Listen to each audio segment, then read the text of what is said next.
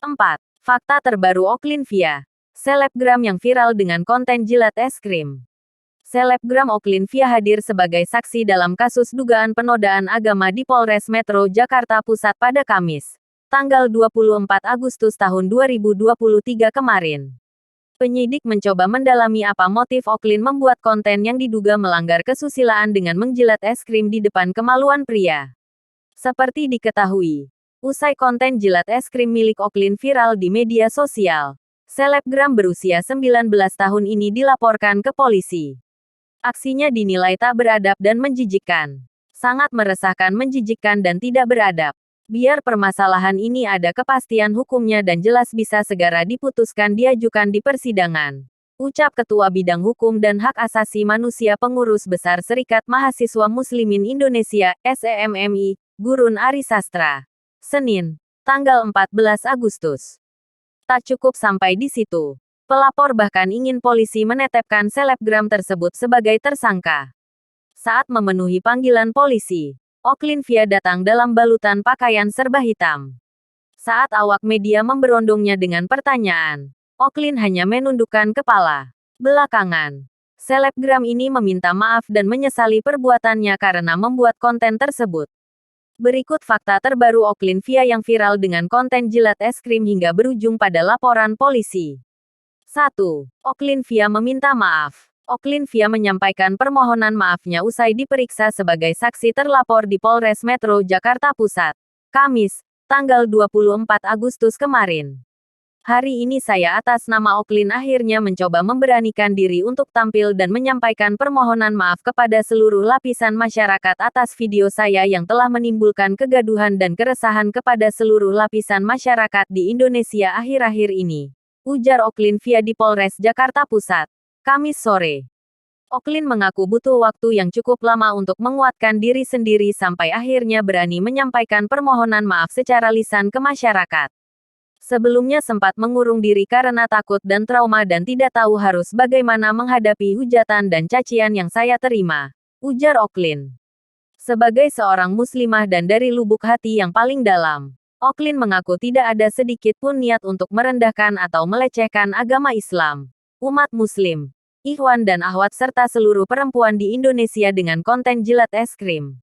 Saya mengaku di umur yang masih belia ini masih seringkali berbuat hilaf dan saya menyesal terhadap perbuatan saya tersebut dan berjanji untuk tidak mengulanginya kembali, ujar Oklin. 2. Oklin-Via minta publik tidak seret keluarganya.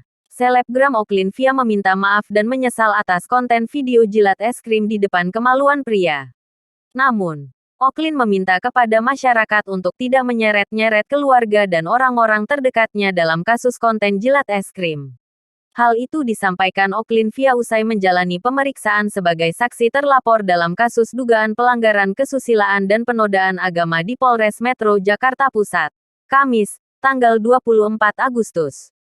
Oklin-Via mengungkapkan, sang ibu selalu mengajarkan tentang agama Islam dan menjadi seorang muslimah yang baik.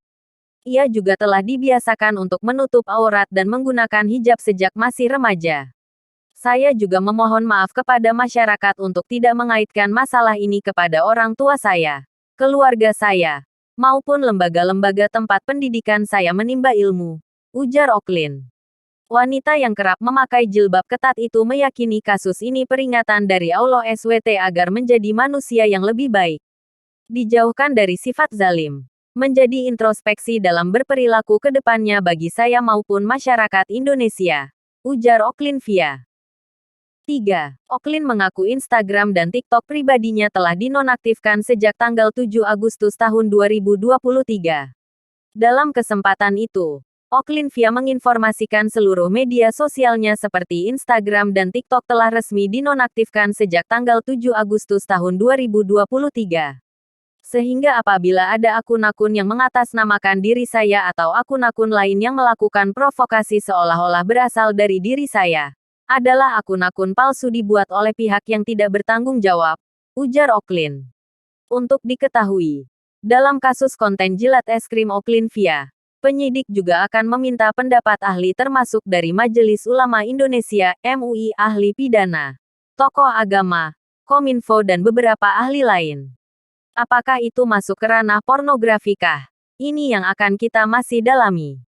Jadi tahapnya masih penyelidikan. Sekiranya nanti ditemukan unsur atau terpenuhinya unsur sebagaimana hal yang dilaporkan, tentu akan kita naikkan ke penyidikan tapi tentu nanti masih berproses, ujar dia.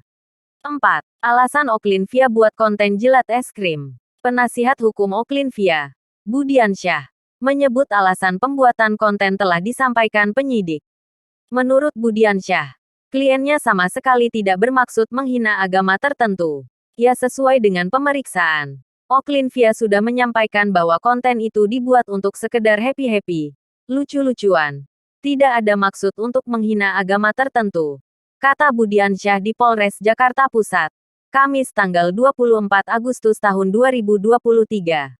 Budiansyah turut mendampingi Oklin-Via menjalani pemeriksaan sebagai saksi terlapor dalam kasus dugaan pelanggaran kesusilaan dan penodaan agama.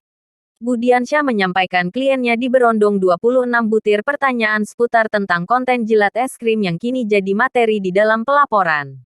Siapa yang membuat? Dan kemana video ini disebarkan? Ujar Budiansyah. Sementara itu, Oklin-Via menambahkan, konten jilat es krim meniru dari tayangan-tayangan yang sudah ada. Ia sendiri hanya meniru, intinya di video itu. Kenapa saya buat video itu? Karena ada video lain yang membuat video itu juga. Jadi saya recreate juga, ujar dia. Terlepas dari itu, Oklin-Via mengaku mendapat banyak pelajaran atas kejadian ini. Yang pasti, kata Oklin, ini adalah teguran Allah SWT.